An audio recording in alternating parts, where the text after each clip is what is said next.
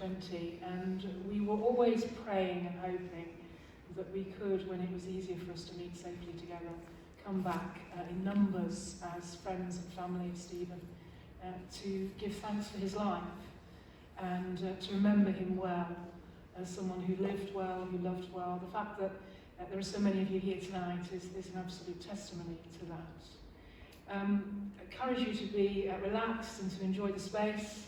There are toilets through those doors and then down on the right.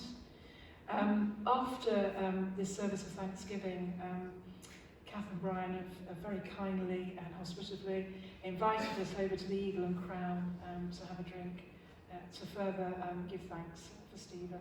So the family encourage you to come along if you can. If you can't make it, and even if you can, it'd be lovely to have your name in the book at the back so that the family can know who's been here and just have that as a memory of this evening. I'm just going to say a few words, some of the words that we used at that service on the 21st of May 2020, and just to centre us and to think about why we're here. If you're someone that is someone who can pray, then you might use this as an opportunity to pray. If you're someone that just wants to hold the space and be quiet and reflect, this is a good time to do that too.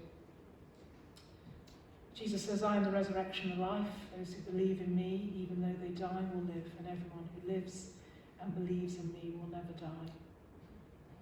And in the last book of the Bible, in Revelation, the promise is that God will wipe away every tear from the eyes of those who are there. There will be no more death, or mourning, or crying, or pain, for the old order of things has passed away. He who was seated on the throne said, I am making everything new. Then he said, write this down, for these words are trustworthy and true. The memory of a good person, and Stephen is a good person, the memory of a good person is a blessing. We are the better for having known Stephen and having him in our lives as a gift to us. We believe that gift comes from God. We gather tonight as family and friends and colleagues, each of us, with a sense of thanksgiving for Stephen's life and conscious of the many memories of Stephen that give us hope and sustain us in our days ahead. We pray, in peace we will lie down and sleep, for you alone, Lord, make us dwell in safety. Abide with us, Lord Jesus, for the night is at hand and the day is now past. The Lord bless us and watch over us. The Lord make his face shine upon us and be gracious to us. The Lord look kindly on us and give us peace. Amen. I think it's going to be helpful because not all of you will know the church and be familiar with the church. If I just sort of pop up and down and just announce who's coming forward and where it's handy for you to speak from.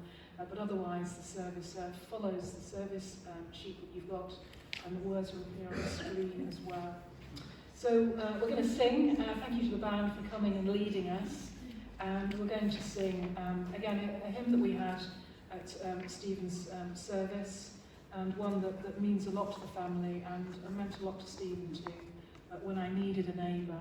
If you're comfortable and able, please stand and we'll sing together.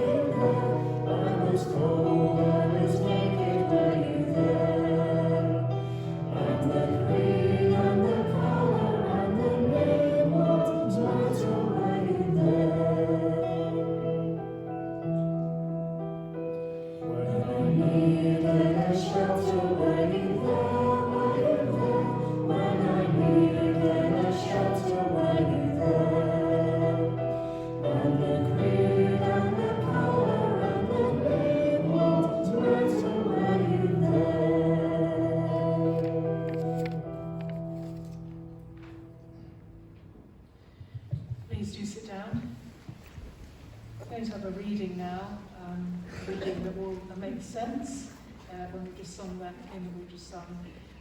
Alex, do you want to go from there? And then Brian, if you want to come up, and you're going to speak from here, I think. Yeah, you come up now. Yeah, if you come up now, and then you can follow on after Alex. Yes, absolutely.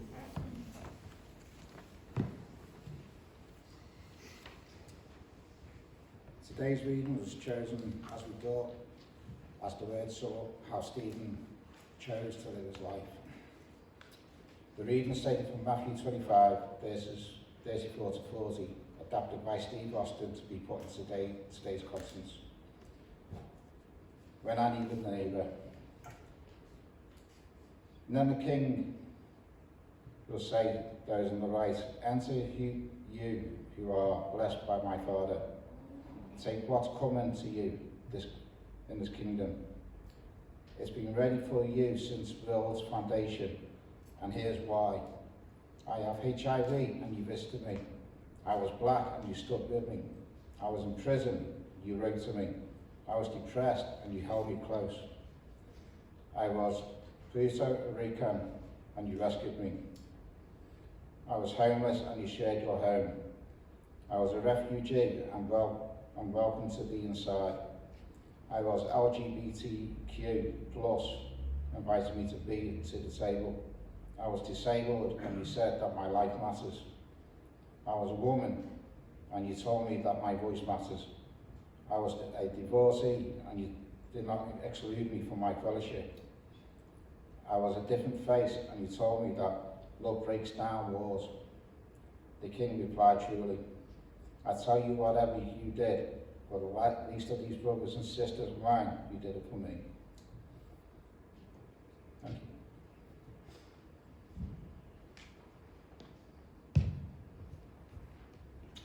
Good evening, everyone, and thank you so much for coming for this very, very special occasion for us. Your support is very much appreciated. I think it is widely accepted that the loss of a child is one of the greatest of human tragedies. And people have often said to us as individuals or indeed as a family, I can't imagine how you are feeling, or alternatively, I don't know how you cope.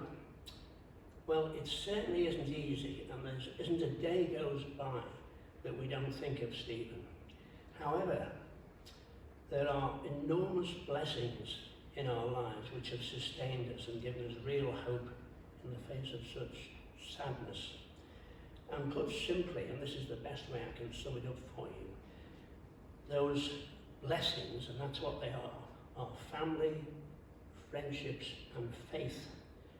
And all three of these wonderful gifts converge here tonight, which is so important.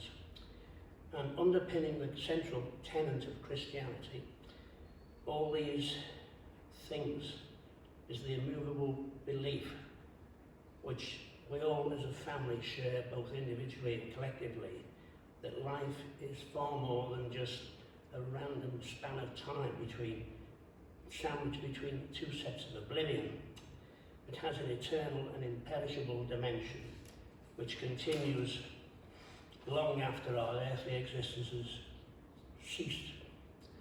And this belief for Christians, for all believers, has encouraged and upheld millions of people since the dawn of Christianity. And of course, recently has been celebrating our Easter period, which will continue to see us down any road which life might take us down. A little while ago, I wrote a poem which attempts to encapsulate these thoughts and feelings, and which our dear friend Caris Cooper will read out for us after my tribute to Stephen. What I'm going to do, because a lot of people want to contribute to this evening's procedures, I've written down the tribute that I gave to Stephen at his funeral 2 years ago. Purely and simply, I will read it out. It pretty well sums up all that we think of him as a son. So then, here we are. What can I tell you about Stephen?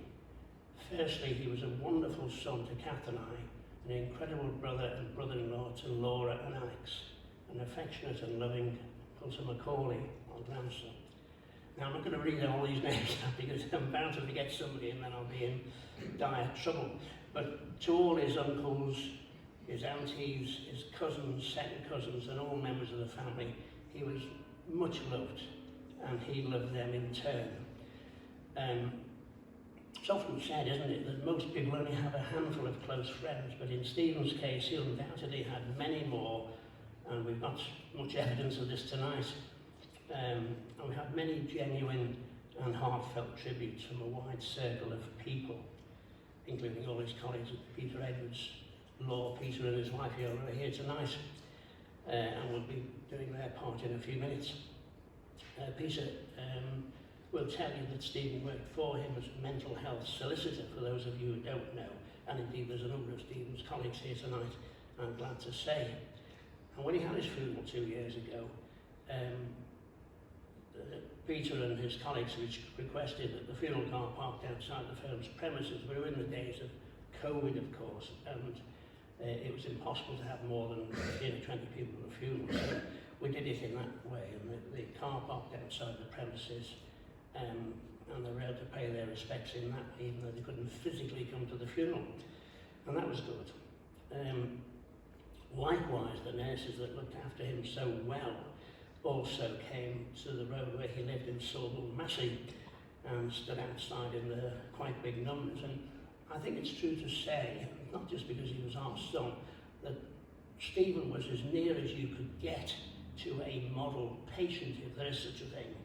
I mean, a lot of people would make much more of a fuss and be much older than him as well for a lesser illness, but Stephen had a very serious illness, of course. He was a young man, and they couldn't think highly enough of him, and that's right that they did, because he was a good patient.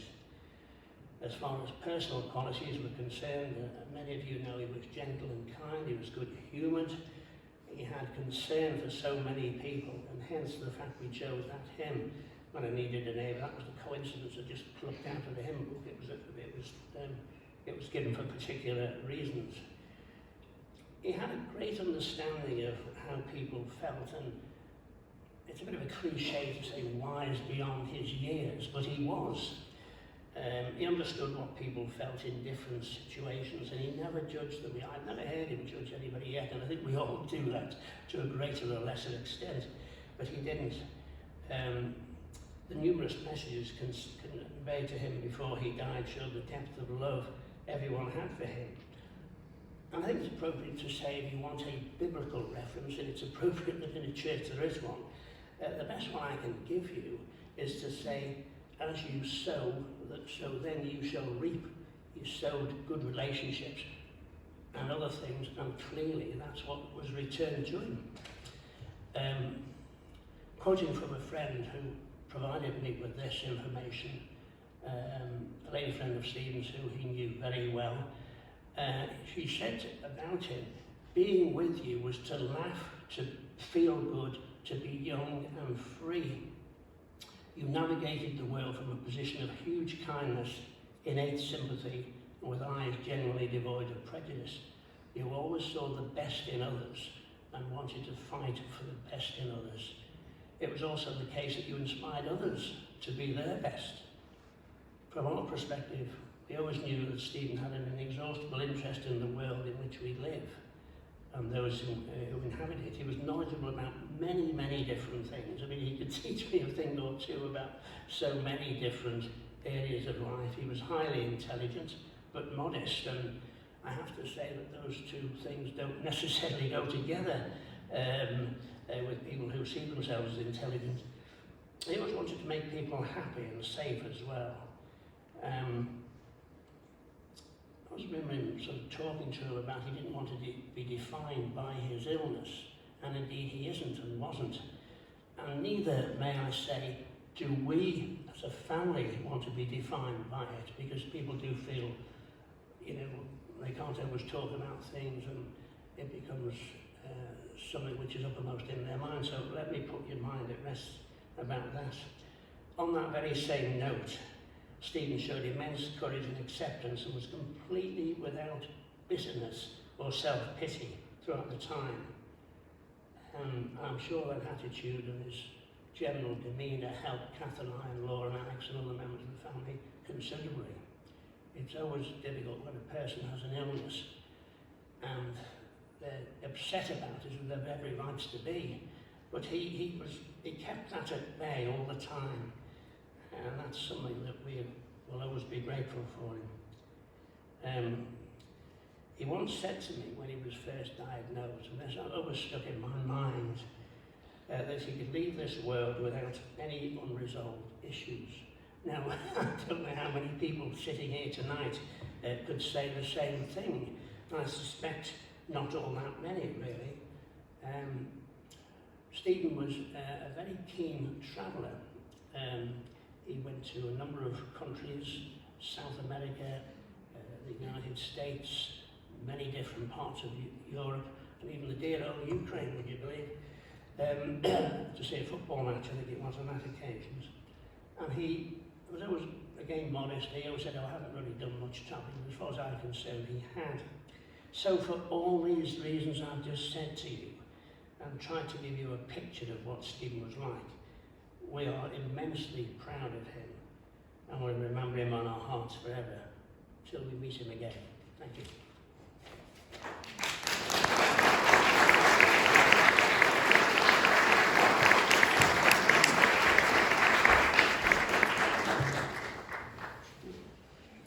Thank you, Brian. Brian linked us into the next item, which is the poem Heaven Sent, which I think, if I remember rightly, you read when we met before. Yes, it's all over. And Caris is going to come and read it now. Caris, do you want to come from the wooden one or the metal one? This one. This one I find protects us from everyone else. It's like a shield. So you can all read. And Caris is part of a small group where Kath and Brian come as part of St Mary's, so you know each other well. Thank you. And it's my privilege to read this poem that Brian actually wrote himself for Stephen. It's called Heaven Sent. Yes, I like it here, and I won't be back from the place beyond where no time keeps track. Here, no pain, no cares, and no thoughts of ill, but a refuge where my soul rests still, where peace and joy and hope abound, and the eternal love of God surround. No earthly fears, no good thing I lack. Yes, I like it here, and I won't be back.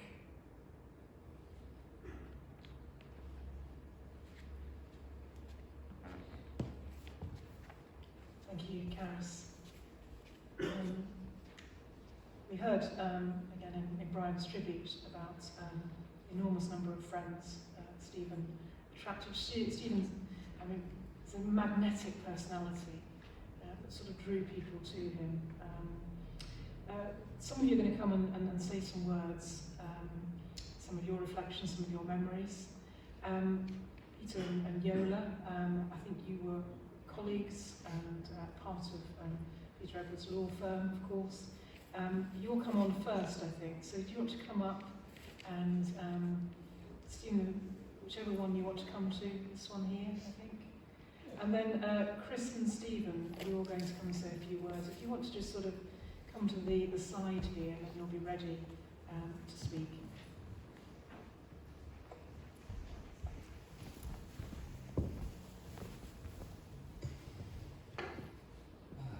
Good evening, everybody.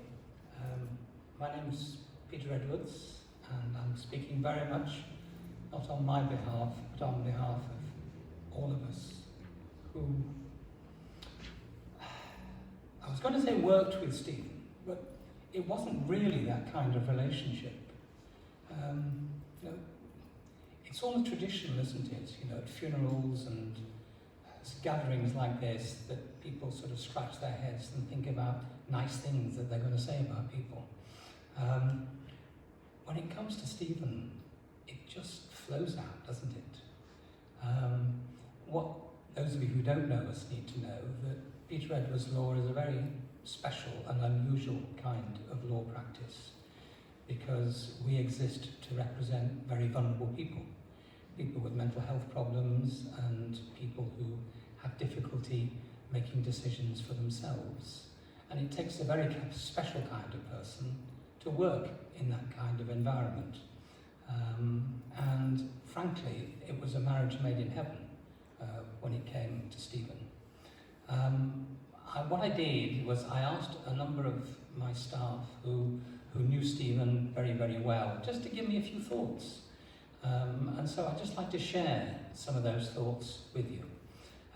I'd like to start with Yola, who is my wife and fellow director of the law firm. And in a sense, there are so many recurring themes here. You know, he was a gentle soul who loved humanity, however imperfect. He was very, very clever, but he never flaunted it. He was amazingly bright. He was also a very curious man and asked lots and lots of questions. And Yola is from Poland, and he would interrogate her about her experiences there and in Russia. He'd always want to think and talk things through and satisfy himself as to the outcome that he thought was right, which is a blessing for a lawyer, as long as, of course, it doesn't take too long. When he joined us as a very sort of fresh-faced young man, really embarking on the road that he eventually achieved, which was to be an absolutely wonderful solicitor. And Yola recalls an incident when she and he were working on a very difficult and a very, very sad case, and we have many of those. And the barrister working with them was a very young and now very senior barrister called Ben McCormack. And Ben and Stephen and Yola went to a conference in Manchester. And whilst Yola was sort of listening to the conference, when she came out, she found Ben and Stephen sitting on the stairs talking about this case. Obviously, very privately and not sharing any secrets, but you know, it was very much in his mind and he had to resolve it. And when Yola approached them and said, right, well, what's the answer? Do we issue proceedings or not? Stephen said, well, we haven't quite decided yet. And sometimes Stephen needs to be encouraged to come to a conclusion. So what Yola's written here is that she basically gave him until the coffee break to come up with an answer. Deadlines can be very useful things indeed, and indeed they did issue proceedings. And she says this, I really miss Stephen.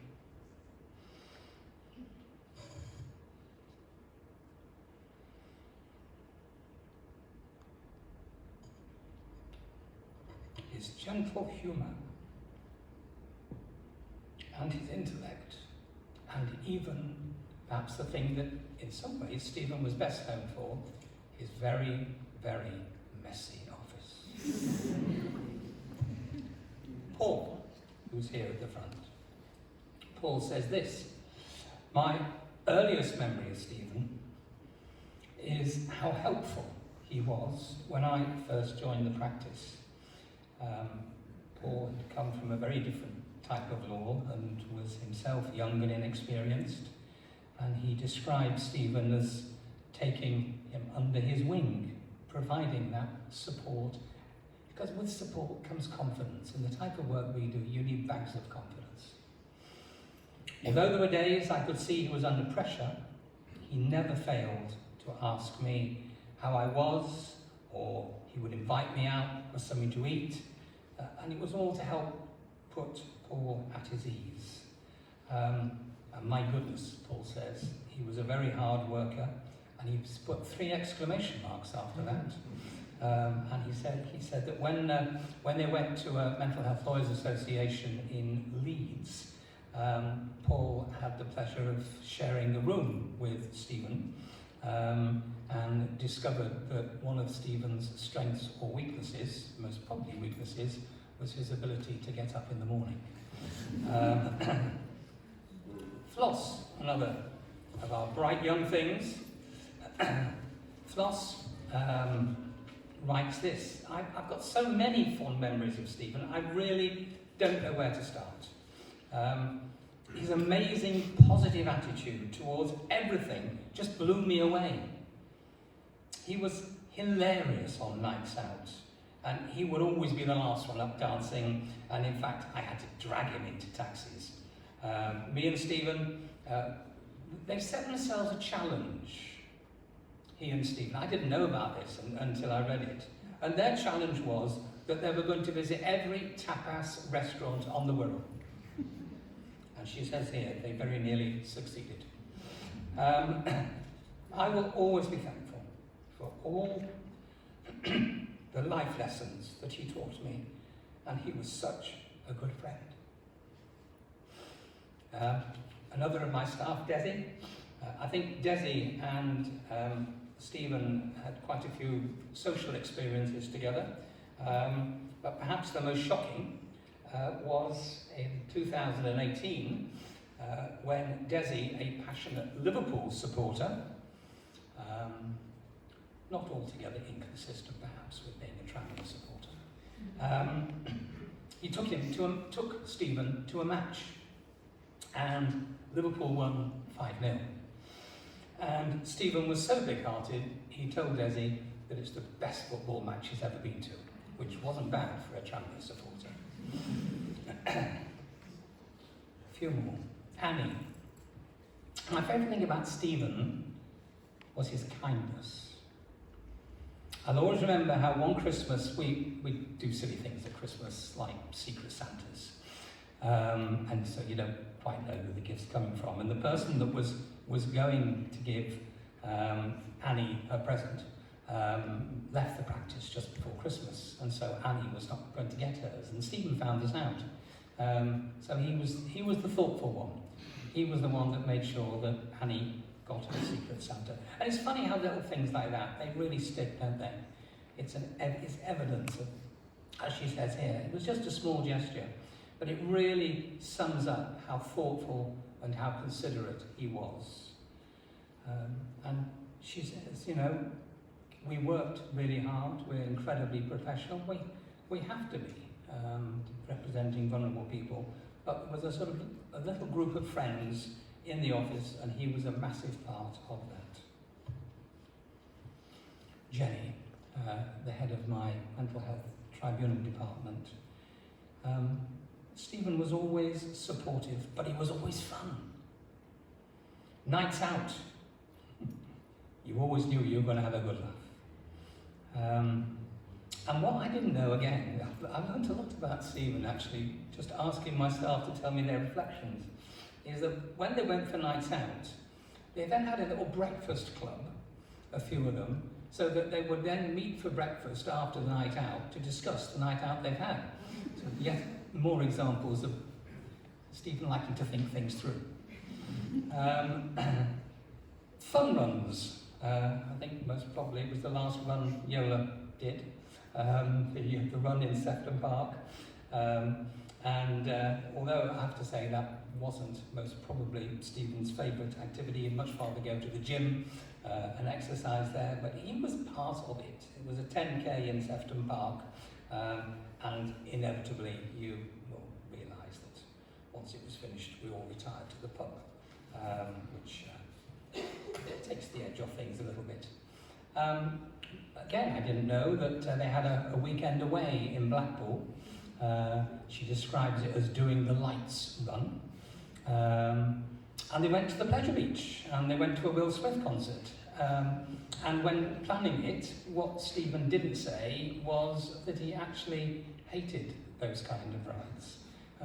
But because that's what other people wanted, he went along. That was Stephen. It was great to see Stephen work with clients. I mean, this is something really I haven't touched on. His ability to relate to very vulnerable people, his ability to communicate, and that is a skill. And there's a memory here that there was one particularly The client was described as persistent, undemanding, and not very nice. And I think that's most probably toned it down a little. And it was Stephen who says, give the phone to me, I'll talk to her. And it was obvious how much compassion he had, despite the obvious difficulty coming at him from the other end of the phone. He was always happy to help. He was always supportive. And she then she talks about a very, again, the same trip to York, the Mental Health Lawyers Association, where we all went for a meal and then a Christmas market afterwards. I have so little to add because it's all been said so beautifully, but certainly what struck Yola and I was visiting him in hospital. He was so strong. I mean, the circumstances in which he was in, I mean, he was dying and he knew he was dying, but he was the one that was cheering us up. It was really quite bizarre. And we came out feeling an awful lot better than when we went in. And that was Stephen. And all I can really say is, we miss him.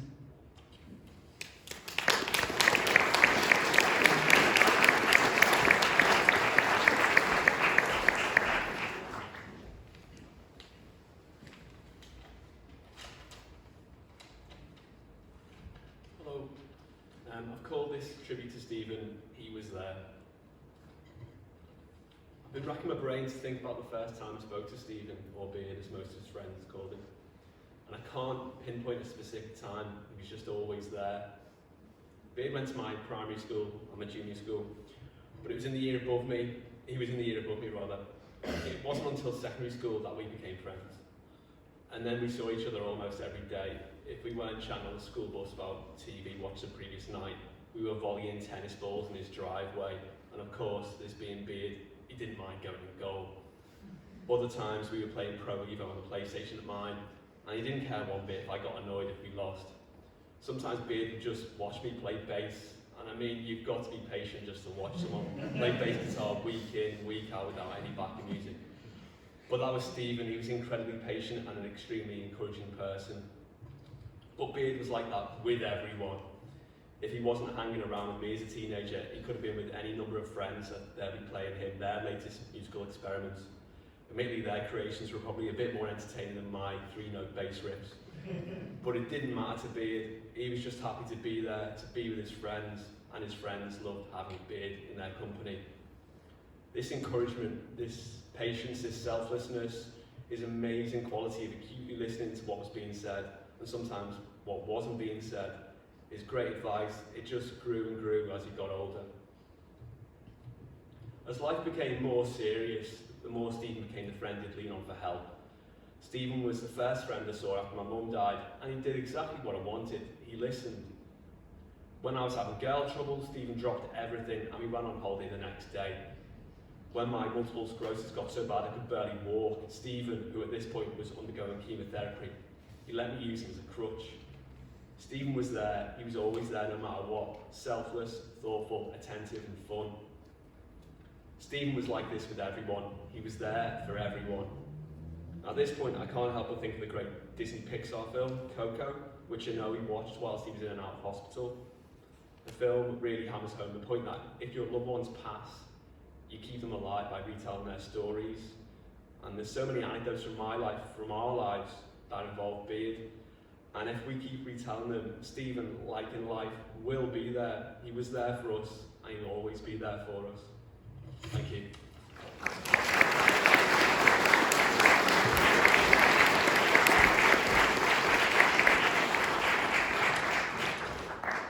Hi, I'm Steve. Well, unlike Chris, I can remember the time that I first met, or at least saw Stephen. It was at an induction day for secondary school. This would have been around sort of July 1993, and some of you who know me will be slightly shocked that I can't remember the exact date. I know Stephen would be. We got to meet our new classmates before starting at Coldy in September. The way he was standing and biting his nails, I thought he was intimidating and probably someone probably not to be messed with, an observation which he and I would laugh about for the next 25 years or so. If ever there were an example of first impressions being wrong, well, that was it. I knew him for over a quarter of a century, and we first became firm friends after a residential course, which I'm almost sure was May 1994, in Llanberis in North Wales, when we chatted for around 5 to 6 hours on a hike. Nothing like terrible weather in Kendal mint cake to forge a bond. I can remember that at the end of the first school year, year 7, I gave him a tape of myself and a friend playing songs on a guitar and keyboard. And then, because this was the mid-90s, and I didn't have his phone number or know his address, I had to wait 6 weeks until September to find out what he thought of it. When September came, he was arguably far too nice about my formative musical attempts, but then that was Stephen Beard, always there with the pat on the back when you needed it.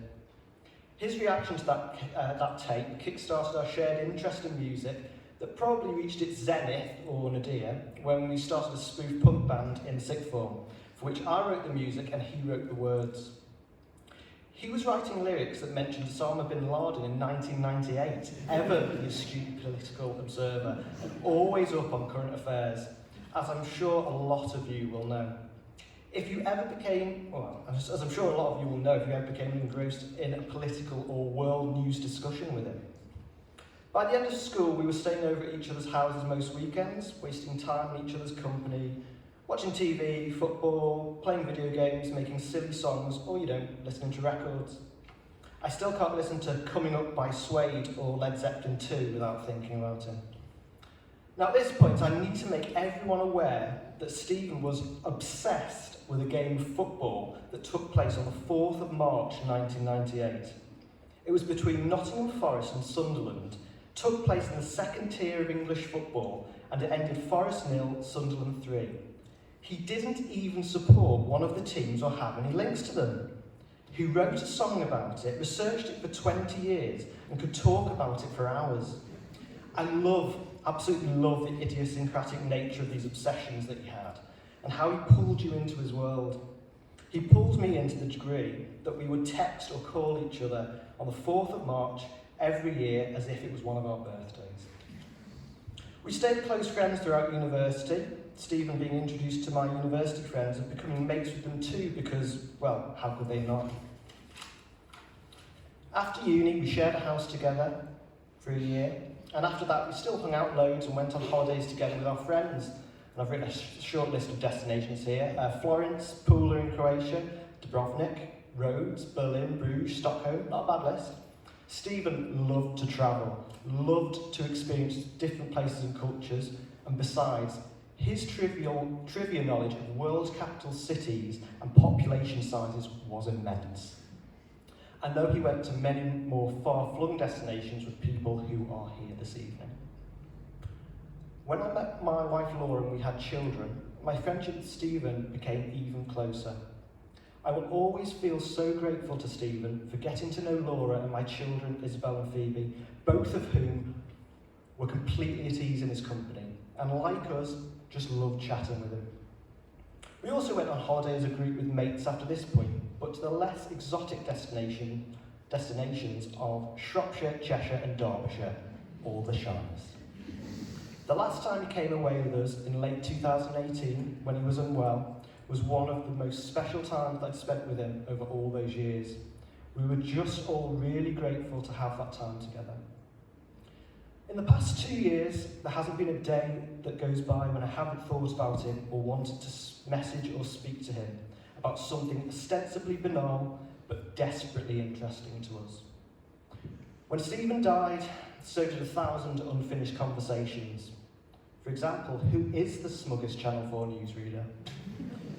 He's much missed, but I can't help but smile, often with a tear in the eye, when I think of the time we spent together and the memories that his friendship has given me. Thank you very much.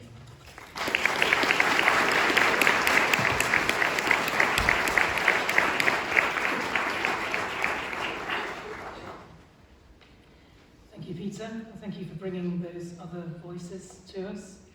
Thank you, Chris, and thank you, Stephen. I think there's a few more thanks, and that's for Kath to do. Kath, you're going to come up now, and you say to me you want to take your time, and I suggest you do. Take all the time that you need. No one is busy.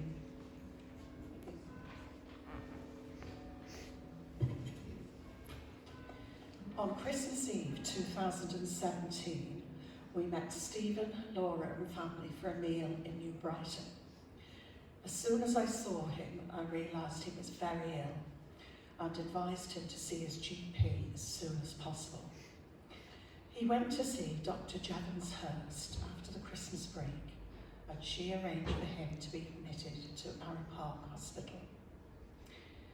A week later, he was transferred to Aintree Hospital for a more detailed scan. The following Sunday, the consultant told him that he had a cancerous tumour in the main part of his bile duct and no treatment was possible. He rang us in tears to tell us the bad news, and we went over to Aintree straight away. An hour later, he was composed and said that he had had a good life and only had one bad card. This was a measure of his courage. A few days later, he was discharged, and Laura started research into special diets for people with cancer and booked a course of therapy in a hyperbaric chamber. My sister Helen helped with taking him to the clinic in Easton, and we brought him home. After another appointment with Dr. Jevons Hurst, she started to ask for second opinions. One Monday morning in February, Hammersmith Hospital rang to say that they could help him, but he needed to be there for 7 AM the following morning. Alex came home at 5:30 PM after a day driving buses, and by 6:30 PM we were on the road to London. We'd especially like to thank Dr. Jevons Hurst for her continued care for Stephen and facilitating treatment which gave him an extra 2 years of life. On Tuesday morning, Stephen had a procedure to insert a drainage tube into a smaller side duct. This was done by 2 young doctors who struggled to carry out this procedure.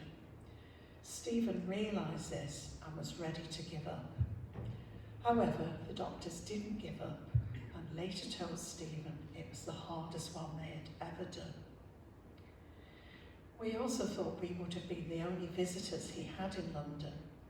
However, Catherine and Padma, who do work for Peter Edwards, came to visit him, and also Hannah and Chris, former members of this church.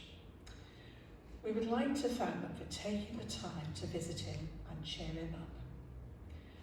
A week later, the consultant decided to start chemotherapy, even though it's a great risk at the time. We are grateful to Leanne for travelling a fair distance to keep him company while undergoing chemotherapy, and for all the time she came to Wirral to visit him. After the first course, his friend Derek picked him up from Hammersmith and drove him back home. 3 other friends also drove to Hammersmith and brought him home the same day on other occasions. We would like to thank them very, very much. He was later transferred to Clatterbridge for 2 more courses. Over the next 2 years, he frequently became ill with sepsis, and so many times I thought he can't get through this, but he did, due to the great care he received in the 3 different hospitals. He would often ring and ask what time we were going to visit him, as he was also expecting friends to visit him as well, and thanks to all the friends for their constant support and their visiting him. I would also like to thank Peter Edwards staff for all the fundraising they did for him to supplement his income. You were all very generous and never stopped inviting him to your homes or taking him out for meals. One friend, James da Costa, had a voucher for a hot air balloon trip, which Stephen managed to do eventually after several cancellations. After Stephen recovered from many episodes of sepsis, he was cared for at home by the community nurses who came every day to give him an antibiotic intravenously. He enjoyed their visits, and we are greatly indebted to them for their constant care for 2 years. We can never thank them enough. He also experienced great acts of kindness from the nurses in the hospitals. On one occasion in Aintree, a nurse asked him if he's going to watch the Derby match that evening. Stephen said he would like to, but couldn't access it on his phone. The nurse then insisted on giving him his own mobile so that he could watch it. In March 2020, Stephen became increasingly weaker, and as lockdown approached, we went to stay with him in his flat. His neighbours were very supportive. Maureen and Chris did some shopping for us, and Maureen magically obtained flour and made us beautiful cakes and scones. Derek and Susan looked after his garden for him. So we chose this hymn again, When I Needed a Neighbour, Were You There, as they were there for us. Throughout Stephen's illness, we were supported by prayers in this church, our church in Anglesey, and many other churches attended by family and friends. There is no doubt that we were sustained by all your prayers. Stephen died on the 23rd of April 2020, and we had a huge amount of support from my sisters who made us meals, and members of our home group who provided meals for 4 days when I developed cellulitis. We would also like to thank Caris for ringing us every week to see how we were.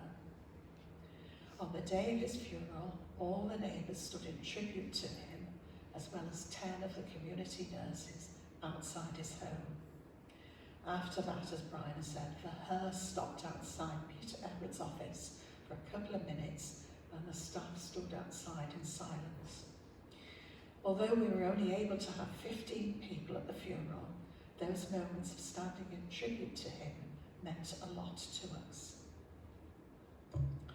I would like to end with a few lines from the poem Footprints in the Sand. Lord, you sense, once I decided to follow you, you'd walk with me all the way. But I noticed during the saddest and most troublesome times of my life, there was only one set of footprints. I don't understand why, when I needed you the most, you would leave me. He whispered, my precious child, I love you and will never leave you. When you saw only one set of footprints, it was then I carried you. And he did through all of you. Thank you.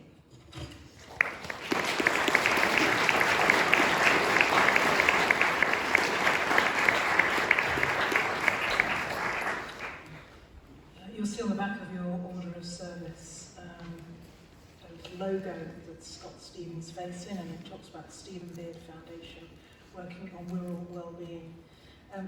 Greg Edwards, where are you? Hello. Do you want to come and tell us a bit more about the foundation and where we're up to?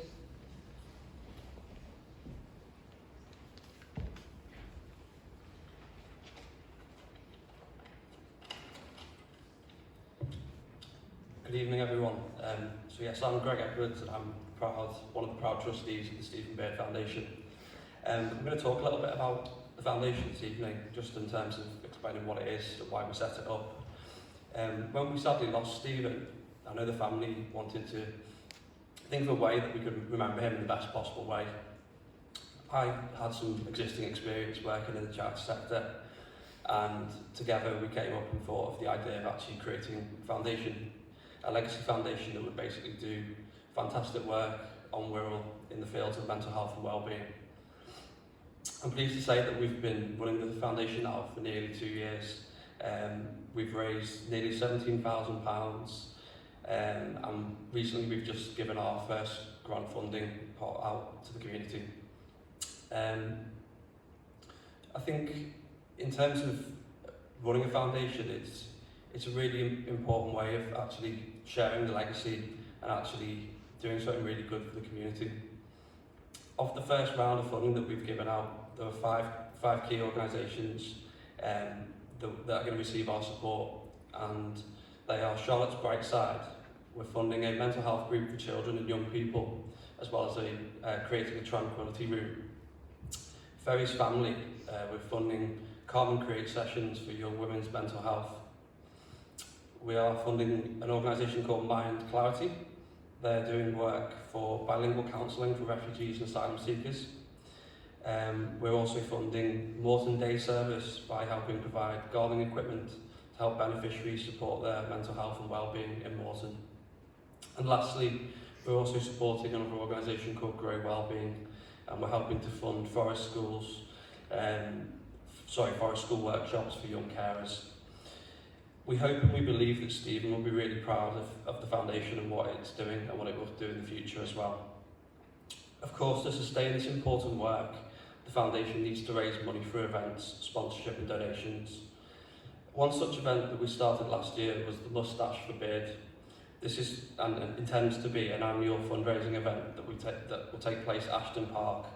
It will be this year on Saturday the 14th of May at 10 AM, and it will include a fun run, which Stephen we know and love greatly, and it will also include activities for family and friends to take part in. We really enjoyed doing it last year, and if anyone can make it down, please do come.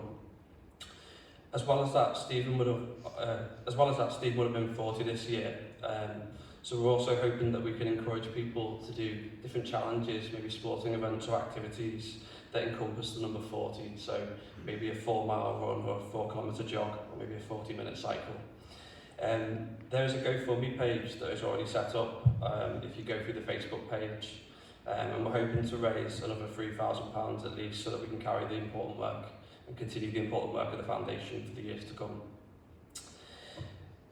Lastly, I'd like to thank the trustees who have helped set up the foundation with myself, and also everyone else who's given up their time to support in various ways. I know Derek's done a lot of work, so thank you, Derek. And hopefully it will go from strength to strength, and we'll continue to create that lasting legacy for Stephen. If anyone would like to donate or set up a recurring payment to the foundation, we do have some little QR codes that you might see when you come in on a little piece of card. You can simply scan that and it'll take you through to a PayPal page where, if you would like to, you can donate on a one-off basis or set up a recurring payment. But thank you everyone for coming today, and thank you to those for sharing Stephen's thoughts. Thank you.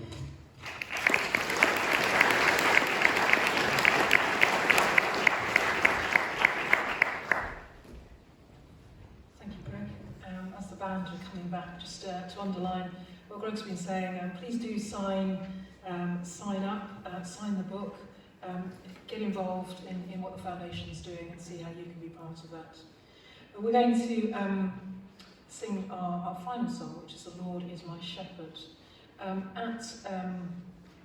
At Stephen's service on the 21st of May 2020, I read the Psalm of David, the 23rd Psalm, and I put Stephen's name in it as I read it, and I'm going to do the same again. You might just like to remember Stephen and how he is held in God's love now. You might want to put your name in, or you might want to put the name of someone that you are thinking about tonight. Some of the things that we've been hearing about Stephen's legacy is that this is someone who cared about humanity in all its frailness and its frailty. And it might be that there's someone that you're particularly wanting just to hold in your thoughts tonight as I read the psalm with Stephen's name in. The Lord is Stephen's shepherd, he shall not want.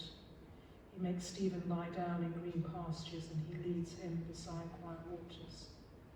He refreshes and restores Stephen's soul. He guides him along the right paths for his name's sake. And even though we walk through the darkest valley, we will fear no evil, for you are with Stephen and you are with us. Your rod and your staff, they comfort us. You prepare a table before us in the presence of our enemies. You anoint Stephen's head with oil, and Stephen's cup overflows. Surely your goodness and love will follow Stephen all the days of his life, and he will dwell in the house of the Lord forever. We're going to sing of that care, that protection, that accompaniment, that presence we believe that the Lord has with us but with particularly tonight we think about Stephen and the place where he is held in God's care. Stand as you're able and comfortable, and join in as you would like to. The Lord is my shepherd.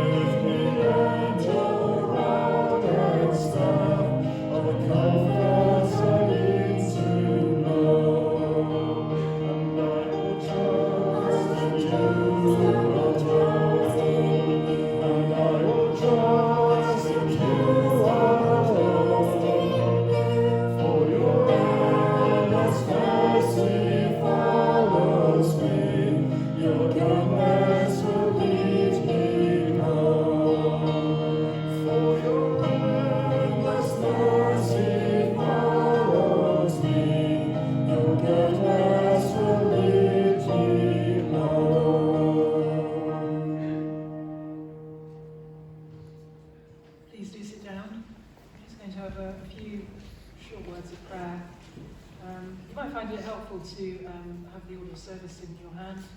This is a night where we give thanks for a life well lived and for the gift that Stephen has been to us. You might find it helpful to hold that and reflect on him and remember him in the fullness of life and all that he gave to all of us. And let us pray. God of mercy and Lord of life, you have made us in your image to reflect your truth and light. We give you thanks for Stephen, for the grace and mercy he received from you, for all that was good in his life, and for the memories we treasure tonight. We will have our own memories in silence. We thank you for a memory of Stephen that we treasure.